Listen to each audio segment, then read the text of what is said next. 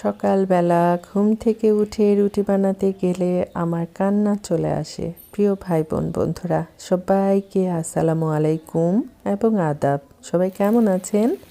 আশা করছি অনেক অনেক ভালো আছেন। আপনাদের দোয়া আর ভালোবাসায় আল্লাহর অশেষ রহমতে শুকর আলহামদুলিল্লাহ আমি ভালো আছি। আসছো বাবু, এই হচ্ছে মেয়ের নাস্তাটা ঝটপট বানিয়ে দিলাম। গরম গরম রুটি, তারপর হচ্ছে ডিম ভাজা, আর হচ্ছে আলুর ভাজি। আম্মু আরেকটা লাইট দিয়ে বসো। এই যে নাও, এক গ্লাস পানি নিয়ে নাও। তারপর মজা করে ধীরে সুস্থে দেখো, একদম ধোয়া উঠানো নাস্তা।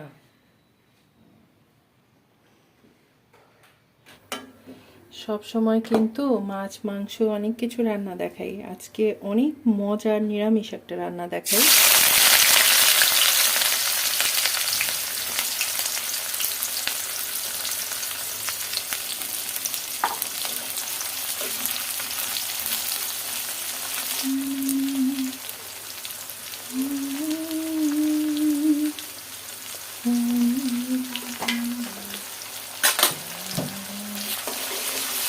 পরিমাণ মতো আদা রসুন বাটা দিয়ে দিলাম।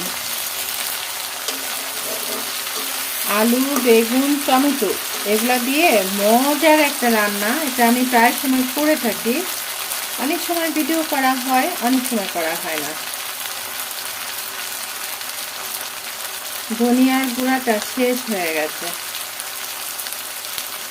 আর এই রান্নাটা একটু ঝাল ঝাল হলে খেতে মজা লাগে।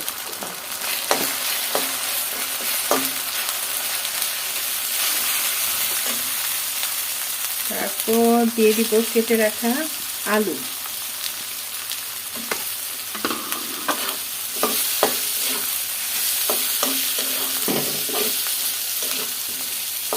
কখনো যদি আছে না, অনেক সময় হয়ে থাকে ঘরে মাছ মাংস কোনোটাই নাই, কিন্তু মজার একটা খাবার খেতে ইচ্ছা করছে, তখন কি করতে হবে? আলু বেগুন টমেটো এগুলা দিয়ে একটা মজার চাটনি টাইপের একটা রান্না এটা।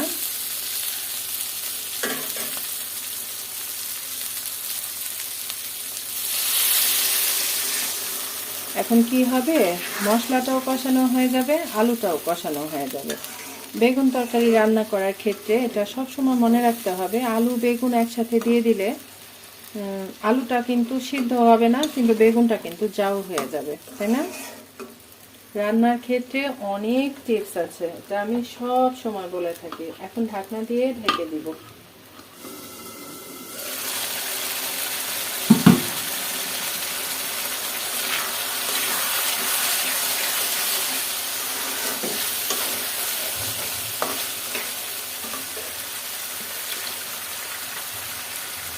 কেটে রাখা ধুয়ে রাখা বেগুন এটার সাথে দিয়ে আবার কষাই নেব, কিন্তু কষানোর জন্য একটুও পানি ব্যবহার করব না।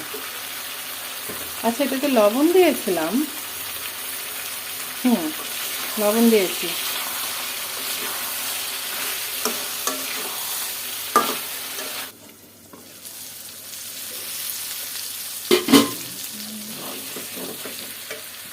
এখন কি করতে হবে, এখন টমেটো দিয়ে দিতে হবে।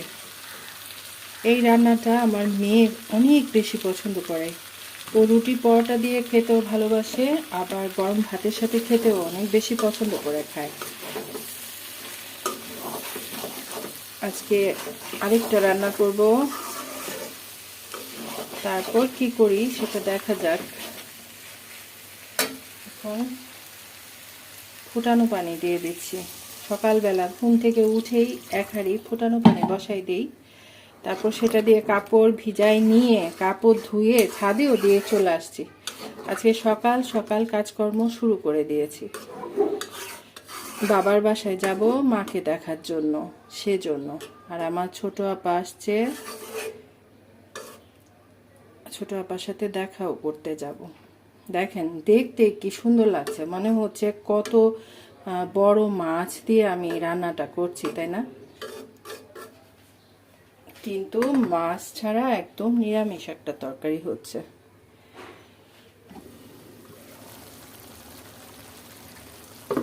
বেগুন আলুর চচ্চড়া রান্নাটা হয়ে গেছে। হালকা একটু ভিজা ভিজা ঝোল তো থাকবে, নতুবা আবার একদম ভালো লাগবে না। আমি যেভাবে রান্না করলাম ঠিক এভাবে রান্না করে খেয়ে দেখবেন। আজকে আমার বাসায় ধনিয়া পাতা নাই, থাকলে অবশ্য অল্প করে একটু দিতাম। প্রথমে তেলটা খুব ভালো করে গরম করে নিয়েছি।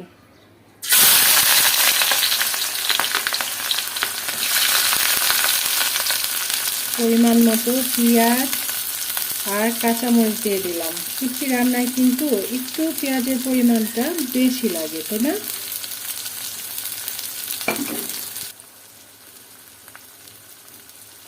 একটু আদা রসুন বাটা দিয়ে দিলাম অল্প করে।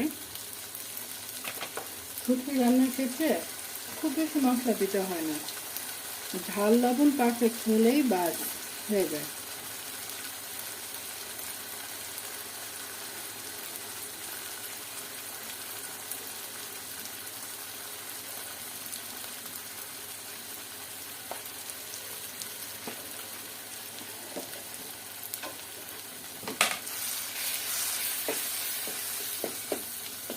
চুলার আঁচটা কম করে রেখে মশলাটা হালকা করে ভাজাভুজি করে নেব।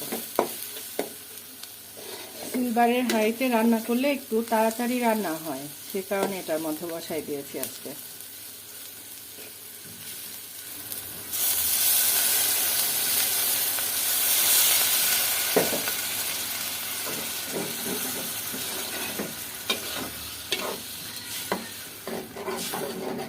খুব ভালো করে মশলাটা কষায় নেব।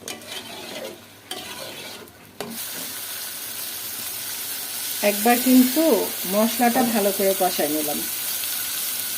এখন কি করব, এখন এই যে কেটে রাখা ধুয়ে রাখা শুটকি মাছ, এটা আবার মাছের মতো করে সুন্দর করে কষায় নিতে হবে।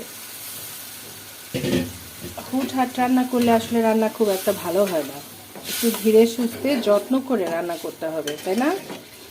তাহলে সেই রান্নাটা খেতে অনেক বেশি মজা হবে। এই হচ্ছে বেগুন আলু টমেটোর চচ্চড়া। এটা ফাইনাল লুক একটু শেয়ার করার জন্য চলে আসলাম। অবশ্যই অবশ্যই কমেন্ট করে জানাবেন আমার আজকের রান্নাগুলা কেমন লাগলো আপনাদের কাছে। একদম মাছ নাই মাংস নাই, অথচ লোভনীয় খাবার, তাই না বলেন? শুটকি মাছটা কিন্তু সুন্দর করে কষানো হয়ে গেছে। এখন হচ্ছে আলু আর একটা গাজর ছিল, সেটাও দিয়ে দিলাম।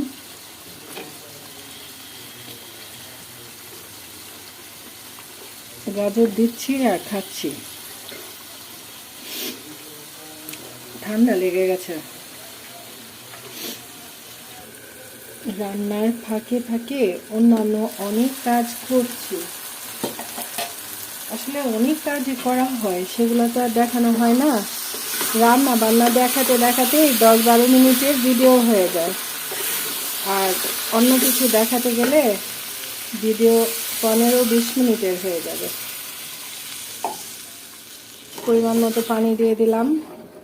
এখন এটা নিজে থেকে রান্না হতে থাকবে। যখন মাখা মাখা ঝোল থাকবে তখন এটা আমি নামায় নিব, তারপর ভাত রান্না করব।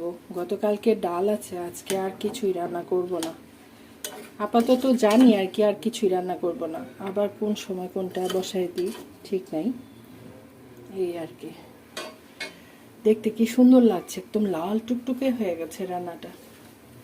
থাকেন আমার সাথে।